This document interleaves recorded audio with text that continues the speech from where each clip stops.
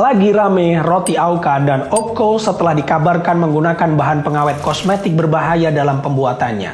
Zat tersebut diduga dipakai agar produk roti tahan lama hingga berbulan-bulan dan tidak berjamur meski telah kedaluarsa. Waduh, kemarin pas takziah baru makan nih satu nih.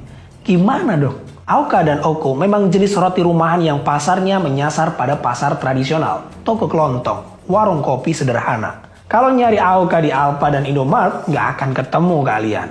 Selain karena harganya murah dan adanya kandungan berbahaya, kalian semua juga harus tahu kalau roti ini mematikan roti-roti rumahan lainnya.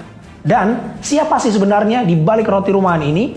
Apakah benar roti rakyat yang punya rakyat juga? Berdasarkan laporan majalah Tempo, ternyata kedua produsen roti tersebut berasal dari dua perusahaan yang berbeda dan tidak ada hubungan satu sama yang lainnya.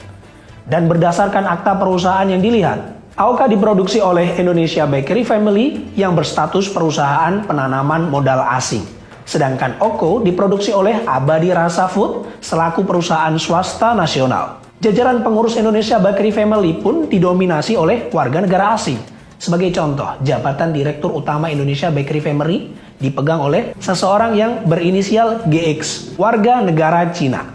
Serupa dengan Indonesia Bakery Family, mayoritas saham Abadi Rasa Food dipegang oleh seseorang berinisial WQ, seorang kelahiran Fujian, Cina, yang juga menjabat direktur di perusahaan itu. Waduh, selama ini dikiranya roti rakyat ternyata bukan rakyat biasa. Menariknya, sejak munculnya roti ini, banyak produsen roti rumahan yang bangkrut gulung tikar, bahkan putar haluan milih jadi agennya.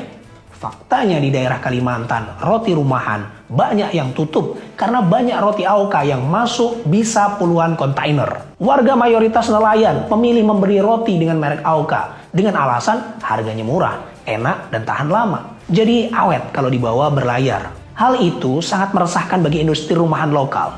Ya siapa sih yang terima? Tiba-tiba dari luar masuk brand roti rumahan yang langsung menyisihkan usahanya.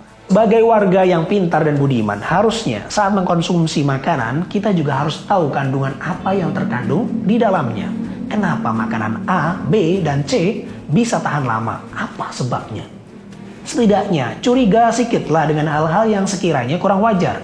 Jangan hanya harga, rasa, lalu kita lupa dengan kesehatan kita.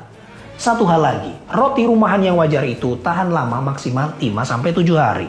Pemerintah khususnya BPOM harusnya bekerja sama dengan otoritas laboratorium lain sebagai bentuk transparansi. Sehingga data lab dari suatu otoritas laboratorium dengan otoritas lab yang lain dapat disatukan, dikaji, diteliti dengan bersama. Sehingga dapat kita capai tujuan bersama yang lebih baik, teruji, juga transparan. Bukan sebagai otoritas tunggal.